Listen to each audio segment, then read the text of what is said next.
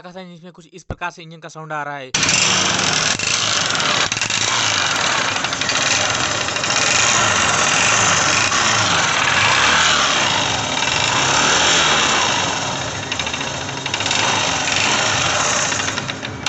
चलो चेक करते हैं। हेड का टॉप कवर खोल लिए हैं और दोनों रॉकर सही दिख रहे हैं।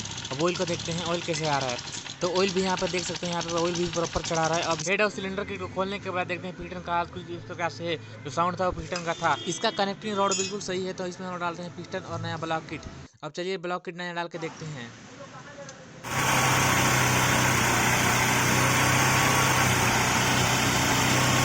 पिस्टन और सिलेंडर किट डालने के बाद इसका साउंड बिल्कुल ओके हो गया है। मिलते हैं नेक्स्ट वीडियो में, तब तक के लिए एंजॉय योर लाइफ।